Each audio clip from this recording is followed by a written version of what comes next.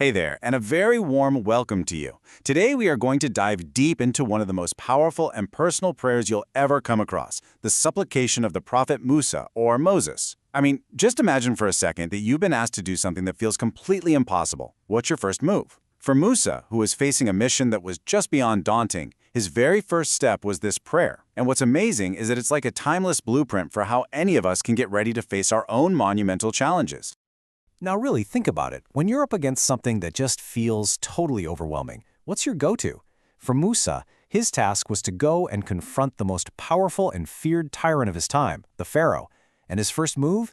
It wasn't about planning, it wasn't about strategy or action, it was a perfectly structured prayer, a really deep and personal conversation with his Lord. So, in this explainer, we're going to break this incredible prayer down into 6 key parts. We'll kick things off with the mission itself, then we'll see how Musa built his own internal foundation, how he put his team together, and how he defined his ultimate purpose. We'll even get to the stunning divine response he received, and then we'll pull out some amazing leadership lessons that are just as relevant for us today as they were back then. All right, so where does Musa even begin? What's the very first step? He looks inward. You see, he understood this deep, profound truth. Before you can even think about changing the world outside, you have to strengthen your world inside. So his prayer doesn't start with the enemy, it starts with his own internal capacity. He begins with these words, a plea that goes right to the core of the issue, captured right here in the beautiful original Arabic. And the translation? It's so simple, but so profound. My Lord, expand for me my chest. What an incredible thing to ask for first. Now, obviously, this isn't about physical size. It's a really deep request for more psychological and spiritual room to breathe. He's asking for the courage he'll need to stand in front of Pharaoh, for the patience he knows he'll need when he gets insulted, and for a sense of calm under what's going to be immense pressure. It's kind of like asking for a bigger hard drive for your mind and your soul. He doesn't ask for the challenge to go away, he asks to be made big enough to handle it. That's real leadership, and it always starts from within. Next up, he prays, "And ease for me my task." Now, this might sound like a sign of weakness, but it's not. This is a moment of just incredible realism and some really smart strategic thinking. You have to put yourself in his shoes. Musa knows this mission is going to be politically dangerous, emotionally draining. Pharaoh was the guy who raised him. So he's not asking for an easy life with no struggle. He's asking God to remove the pointless struggle, all the unnecessary friction, so that every bit of his effort can be focused and effective. It's about working smart, not just hard. And then the prayer gets even more specific and, incredibly personal. He asks God to untie the knot from my tongue. This word uqda, or knot, is a reference to a known speech impediment that Musa had, probably a stutter. And here's what's so beautiful about this part. He doesn't try to hide his weakness. He doesn't pretend to be somebody he isn't. He lays his exact vulnerability right out there before God and asks for help with the precise thing that's holding him back from his mission. This is just raw sincerity with zero self-pity. And this just brilliantly shows you the wisdom behind his request. He asks to untie the knot for a very specific reason, so that they may understand my speech. You see, his goal isn't to be this charismatic, eloquent speaker. His goal is just to be understood. He gets it. The most powerful truth in the world is useless if it can't be communicated clearly. Okay, so after focusing on his own internal state, his own personal limitations, Musa's prayer shifts. It moves outward. He goes from getting himself ready to building his support system. And in doing so, he basically shatters the myth of the solo hero. He asks for a wazir, a minister. And the root of this word in Arabic means one who helps carry a heavy weight.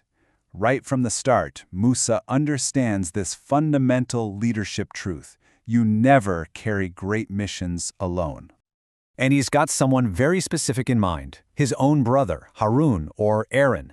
Now, this isn't just about giving his brother a job. This is a deeply strategic move. Harun was known to be a more eloquent speaker. He shared Musa's background, so he got the stakes.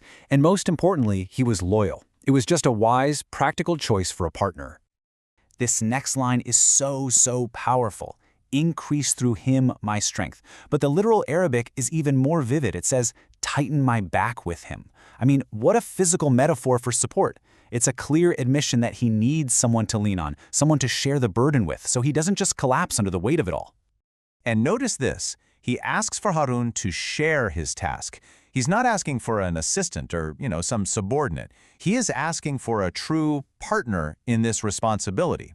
And that shows an incredible level of leadership, completely free of any ego. So Musa has prepared himself, and he's asked for his partner.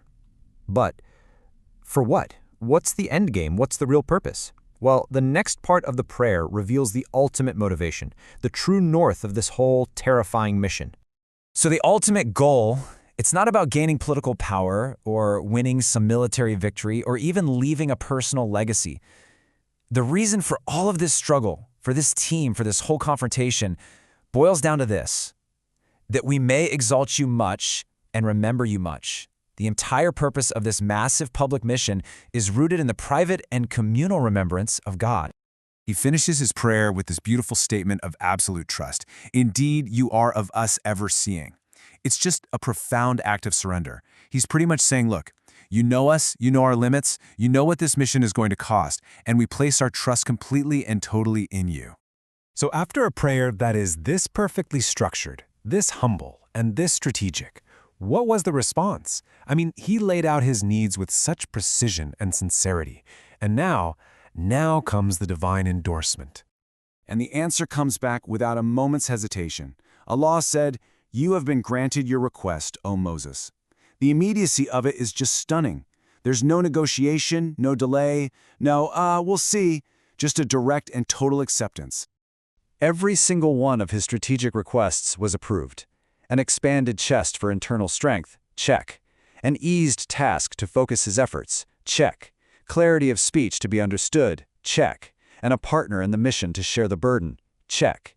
It's just this powerful, complete validation of Musa's entire approach to facing his challenge.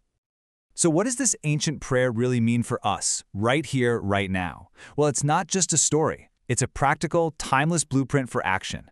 It teaches us how we can approach our own challenges, our own pharaohs, whether those are internal battles we're fighting or huge external obstacles.